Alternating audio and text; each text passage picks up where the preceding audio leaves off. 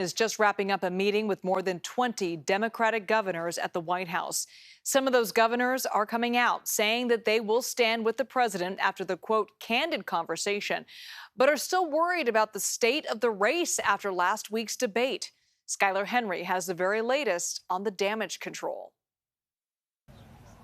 President Biden is huddling with Democratic governors at the White House as rumblings grow about his political future. Clearly, I have been, and I intend to be, continue to be supporting the president.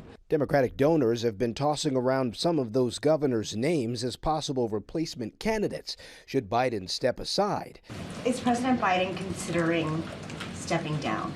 Absolutely not. A senior House Democrat tells CBS News that at least 25 lawmakers plan to sign a letter in a matter of days asking the president to do just that. Texas Congressman Lloyd Doggett spoke out Tuesday. The president cannot make the kind of effort that we need in these closing days to prevent Trump and his gang from taking over. The White House says the president has recently connected with congressional Democrats about his debate performance.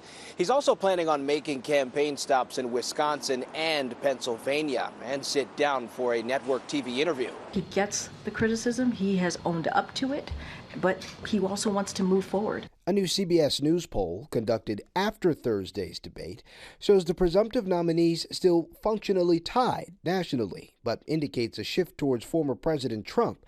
The previous poll had President Biden leading slightly and also with an edge in battleground states. Biden is now behind, though still within the margin of error. Meanwhile, Governor Newsom has flown to Washington, D.C. to support President Biden during tonight's meeting. Newsom was also in Atlanta last week defending the president after that debate, and he will be campaigning for Biden in Pennsylvania this weekend. Well,